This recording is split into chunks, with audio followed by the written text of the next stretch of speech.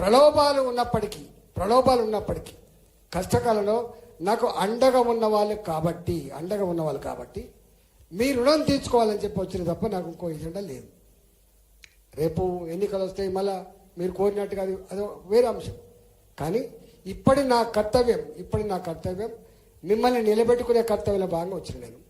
రేపు కూడా మీరు నిలబెట్టడానికి రేపు మాకు మున్సిపాలిటీ ఉన్నాయి, హుజరాబాద్ మున్సిపాలిటీ ఉన్నది, రేపు జమ్మికుంట మున్సిపాలిటీ ఉన్నది, రేపు 5 మండల పరిషత్తులు ఉంటాయి, తప్పకుండా రేపు జడ్పీలు ఉంటాయి. డెఫినెట్గా వాళ్ళని కూడా గెలిపించుకునే ప్రయత్నం తప్పకుండా చేస్తాం.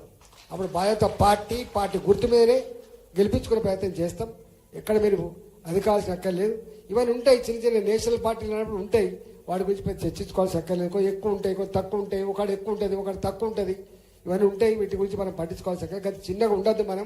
మనం బాజాప్తా రేపు ఈ నియోజకవర్గం రేపు తెలుస్తుంది. రేపు ముందు కొంతమంది పైసలు ఇచ్చి కడవ కప్పి ఇగో నేను 40 గెలిచినా 30 వాళ్ళ గురించి పట్టించుకోకండి.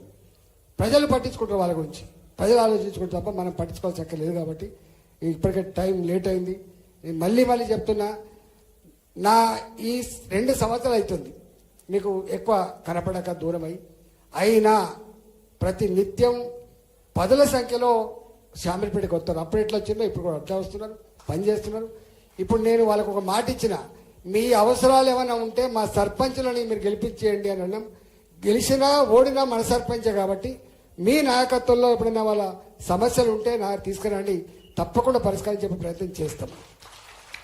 నేను మళ్ళొక మాట కూడా చెప్తున్నా, ఇంతకుముందు పెద్దలు ఎవరు చెప్పిండ్రు, శోభమ్మ చెప్పినట్టున్నది, ఇవాళ 15th ఫైనాన్స్ కమిషన్ నిధులు మీరు ఎవ్వరి భయపడక్కర్లేదు. ఈ దేశంలో చెక్ పవర్ ఉన్నాడు ఒక్కడే సర్పంచ్, గుర్తుపెట్టుకోండి. చెక్ పవర్ అంత ఈజీ ఉండదు, ఎవరికి ఉండదు, ఒక సర్పంచ్కే ఉంటుంది, గుర్తుపెట్టుకో. ప్రజాప్రతినిధులలో ఎమ్మెల్యేలకు చెక్ పవర్ ఉండదు, ఎంపీలకు చెక్ పవర్ ఉండదు, మంత్రులకు కూడా చెక్ పవర్ ఉండదు. చెక్ పవర్ ఉండే ఏకైక పొలిటికల్ లీడర్ నా గ్రామ సర్పంచ్. కాబట్టి సర్పంచ్గా ఇలా మీకు 15th ఫైనాన్స్ కమిషన్ నిధులు వస్తాయి, మీకు ఉపాధి హామీ పనుల నిధులు ఇలా కొంత స్ట్రీమ్ లైన్ చేసిండ్రు. ఇప్పటిదాకా జరిగినాయి అన్నీ కూడా అవే జరిగినాయి. సర్పంచ్లకు ఇప్పుడు పాత బిల్లులే ఇస్తలేరు, కరెంటు బిల్లు కట్టడానికి కూడా పైసలు లేవని చెప్పి అంటున్నారు. కాబట్టి అయినా ఎక్కడన్నా 2004 నుంచి 14 వరకు మన అధికారం లేకపోయినా కూడా మనకు ఎక్కడ డెవలప్మెంట్ ఆగలేదు. ఇప్పుడు కూడా డెవలప్మెంట్ ఆగదు. మీకు తప్పకుండా నేను పోతే కాదంటరా, బాధ్యత నాది. మంత్రులు కలుస్తా, నాకు ఇల్లు కావాలని చెప్పి మంత్రులు కలుస్తా, నాకు రోడ్డు కావాలని చెప్పి మంత్రులు కలుస్తా, నాకు ఈ పని కావాలని చెప్పి ముఖ్యమంత్రి కలుస్తా.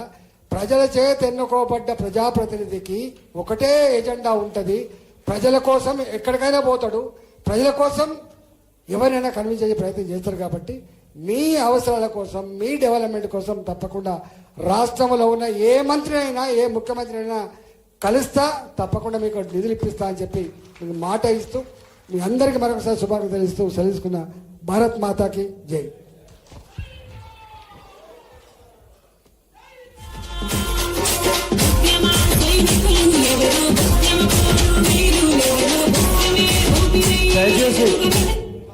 దయచేసి అందరూ కూర్చోండి. మండలాల